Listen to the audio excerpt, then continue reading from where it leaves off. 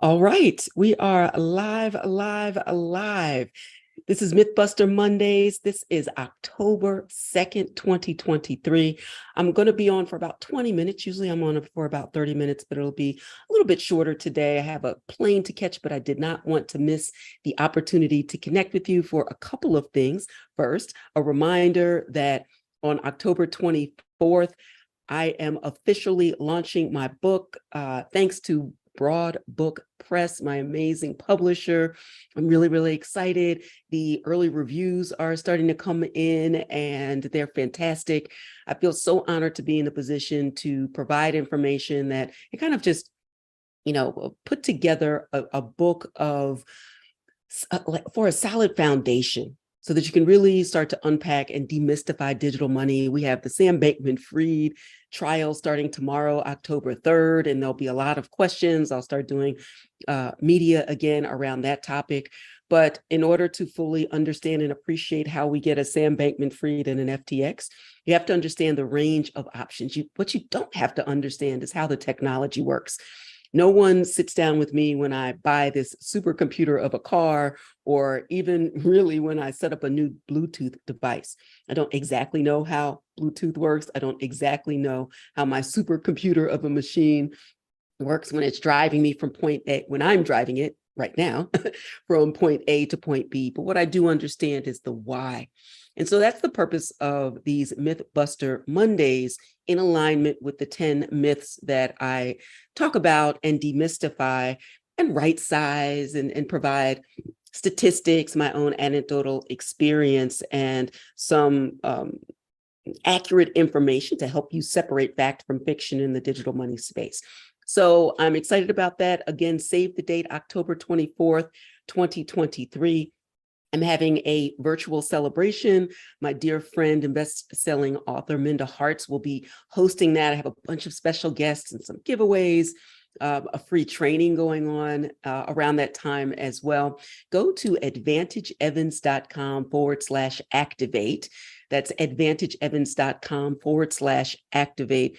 And you'll see all of the information about pre-ordering the book, signing up or getting your ticket for the free launch party, and a bunch of other information and some giveaways and opportunities that you don't see advertised. But this is a way to reward those who support me early on and support the project and me and join our community. There is a Digital Money Demystified community that's a companion piece to the book. So the book is a fantastic foundation, but your ongoing connection to me and to the community of like-minded folks who are intellectually curious, want to prepare themselves to pivot for the future of money and work and wealth and innovation.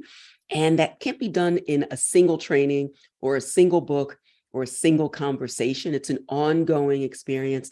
I've been in the space since 2017, and every day I learn something new in a myriad ways. And so I want to share that information with you and others who've been at the Advantage Evans Academy since 2020, or folks that are moving through the ecosystem at Advantage Evans Academy, starting with From Cash to Crypto, taking decoding the future. I have a NFT presentation, and also content that is focused specifically on professionals. I'm a lawyer, an intellectual property lawyer by training. I'm a full tenured professor at Penn State Dickinson Law School with a co-hire appointment at the Penn State Institute for Computational and Data Sciences.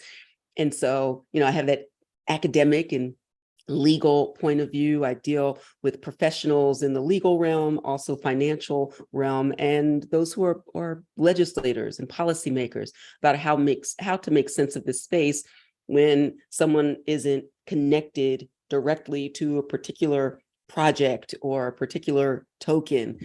I have a lot of different connections, but as an academic, my sole connection is that of education, information, and certainly inspiration on the way to not only the evolution of money and technology, but the revolution of self-determination that we find when we are learning more about being our own bank, and also learning how to leverage new financial tools in the technology space so that we become first movers and have the first mover advantage so that we don't end up like Blockbuster, we pivot like Netflix, all right? So with that, I want to tee up a couple of things. I'm also the host of the Tech Intersect podcast, and this week, in fact, today, the latest episode 177, I'm continuing my myth busting series on the podcast as well. So episode 177 busts the myth that all cryptocurrencies are the same. I could think of almost no one better than Jimmy Song, a Bitcoin OG educator, Bitcoin developer, to have that conversation with Jimmy Song. So that episode of our conversation about why cryptocurrencies are not created equally, over 30,000, maybe 40,000 different types of coins and tokens at this point. And based on Jimmy's new book, Fiat Ruins Everything, Why Bitcoin Reigns Supreme. Again, this is the Digital Money Demystified series on Tech Intersect. So you can listen at techintersect.buzzsprout.com or on whatever podcast platform that you already use. Just look up my name, Tanya Evans, and Tech Intersect, and definitely subscribe. In a final point about my conversation with Jimmy, we talked about a range of different things. So the basis of our conversation, or kind of our anchor point, was around demystifying this idea that all crypto is the same, because it actually underpins a lot of the other myths. If it's all the same, then it means it's a fad. That means they're all scams. And so I think, like, underneath some of the more prescient myths is this idea that they're just all the same. So Jimmy does a fantastic job distinguishing the differences between Bitcoin and other cryptocurrencies or cryptographically secured digital assets, addresses the common myth that cryptocurrencies are bad for the environment, which is a really important topic for me. So I was really glad to have that conversation with him, and also potential issues with central bank digital currencies as a matter of financial privacy, what they are, how they lend themselves to government overreach into private affairs that are otherwise legal, and the rights that you have or don't have to property within each system, government issued currency versus Bitcoin and other cryptographically secured assets. So it was a fantastic conversation. Jimmy has been on the show before early on. I think he was in I think his episode, don't quote me on this, go to the actual episode and you can see, but I think he was in the early 20s, maybe like episode 23, but there's definitely a link to that in the show notes. All right. The other thing that I wanted to quickly touch on is an article that I wrote recently that is connected to a new opportunity that I have. I was thinking, as we were watching the countdown to the threatened shutdown of the United States government, and it really just pressed the point of why a cryptocurrency, one that you can manage yourself, that doesn't require that it be issued or that you have permission, I should say, from a centralized entity that gets to say yes or no for your participation in the economy. That's my Lyft telling me to get ready. So let me hurry up here so that I can get to the airport. But just thinking about it, and I was so frustrated that it almost was a foregone conclusion that the government would shut down. They were calling this the shutdown, the Seinfeld shutdown, because it would be a shutdown about nothing, essentially, in my humble opinion. And that there's so many other important things. There's so many important things, I should say, that our tax dollars should be used for, other than the theater of saber rattling and chest thumping. All that lays in the balance when a government fails to operate efficiently and effectively for the citizens that empowered them and entrusted them with the responsibility of effective governing. That also raises the point of, this is the same government that is responsible for issuing money, fiat, the United States dollar. So I kept thinking about, when government fails, where do you and your money stand? And I was like, I have to find a way to get people on this topic to understand particularly in the United States, oh, this is the reason you would have an alternative form of money that is not beholden to a government or borders, not manipulated in the same way. And that's not to say that all cryptocurrencies will function in this way. I'm focused specifically now on Bitcoin as our example for a host of reasons. And listen to the episode that I have with Jimmy, and also definitely visit digitalmoneydemystified.com for more information, get the book, and you will hear more. But there's a silent play unfolding on the world stage, and it's this, I don't know, it's this tragic comedy. I don't know if that's a word, where the protagonists, our governments, are embroiled in this political theater, and the unfortunate audience is us, the citizens who kind of sit on the sidelines while all of this is going on, citizens whose financial well-being is really hanging in the balance and dangling on the whims of policymakers. And with each debt ceiling debate and this government shutdown, and we're likely to be in the same place we were this past weekend, 45 days from now, we have this short-term agreement to get us to 45 days in some miraculous hopes that the people who disagreed will somehow agree, and we will avoid a shutdown or at least the threat of another one. So we're just like forced to watch all of this unfold and our financial security erode if it's all based solely on the United States dollar. So the players are lost in the script, but there's an alternative stage that I want you to consider.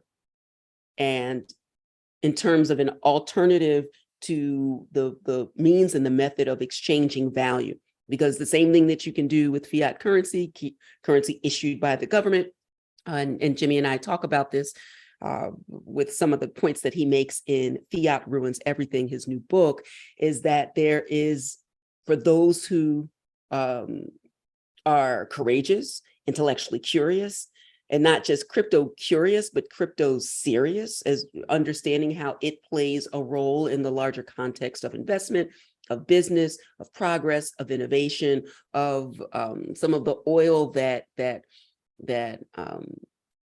powers, I should say, the Web3 environment. And think about blockchains, just decentralized or distributed ways of managing and securing data and making it more accessible and available.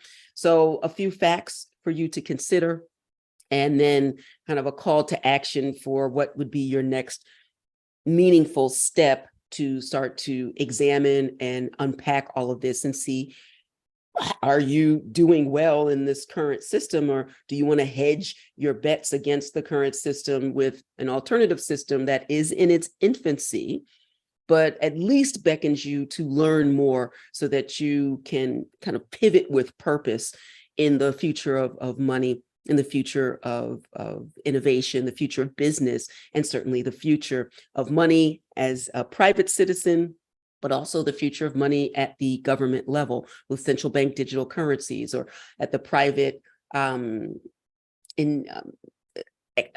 enterprise level is the word that I was searching for. So it makes me think of the digital dollar and things like the USDC, you have DAI and Tether. So these kind of private stable coins that attach themselves to and align their value with government issued money, but not controlled by government. So a lot of options, none of them are going away anytime soon. You'll only start to hear more about them. And so I want to leave you with some facts that since the United States inception in its current form, there were people here before colonizers arrived, but since the United States as we know it was formed into this republic, its dollar has lost over 90% of its value. And meanwhile, Bitcoin from January 3rd, I believe, 2009, so just over a decade, has risen from a mere concept to a value often crossing, I mean, it got to as high as $67,000 equivalent per unit. I think it's hovering around in the upper 20s right now, has often crossed the 50,000 per unit valuation. And that's really important to consider. Like if you look at a slice in time or a day or a week or a month, it'd be like, oh my God, it's a bloodbath. If you pull back and look at the wider view from 2009 to now, it's gone up and up and up and up. This is not legal or financial advice. This is information that I want you to do your own research, DYOR. You can go to coinmarketcap.com. That is a free aggregator of data where you'll find information and historical data on every coin and token in the ecosystem. Another fact that I want to leave you with is that in times of crisis, like the 2008 financial meltdown that preceded, although not directly aligned with, but certainly preceded the launch of Bitcoin, we had this financial meltdown. Government issued money has shown the cracks and the fissures in the foundation. All great nations go through this: the rise, the ascendancy, the plateau, and the decline. You have to figure out where we are, particularly here in the United States and the broader global economy, as there's this major kind of restructuring. And it's precisely those crises that gave birth to alternatives, viable alternatives like Bitcoin. And in fact, countries like Venezuela, Zimbabwe have shown that when government-backed money collapses, it's the common people who pay the price. And so in these same regions, cryptocurrency necessarily has emerged as a real beacon of hope, as some other alternative, both for a medium of exchange to just go about your daily living, and also a store of value, which seems to be the way at this point in the evolution of Bitcoin in particular, more of a store of value when you think of investors in a commodity like Bitcoin. But there are people with, in their real daily life, exchanging Bitcoin for everyday survival. And that's really, really powerful. So those are some final points that I wanted to leave you with. Definitely go to advantageevans.com/activate. Learn more about digital money demystified. Get your ticket to the virtual launch party, learn about another opportunity for you to continue to learn and engage with community with the Digital Money Demystified membership. It's not open, generally speaking, to the public, so you won't see the offer offered, this opportunity offered any other place but advantageevans.com/activate. Come and join the community. Let's continue to learn and earn together. And with that, I look forward to next Monday, noon Eastern time, where we'll engage in more myths, and I'll look for some questions from you on the app formerly known as Twitter, and also on LinkedIn and here on YouTube. Be sure to like and subscribe and share with 100 or so of your closest friends, and go through the learning modules and the learning videos and the shorts to keep you informed so that you can listen, learn, and leverage in this new, wonderful digital ecosystem. The power, the promise, the pitfalls, and the purpose. Until next time, take care of yourself and others, and we'll see you next Monday.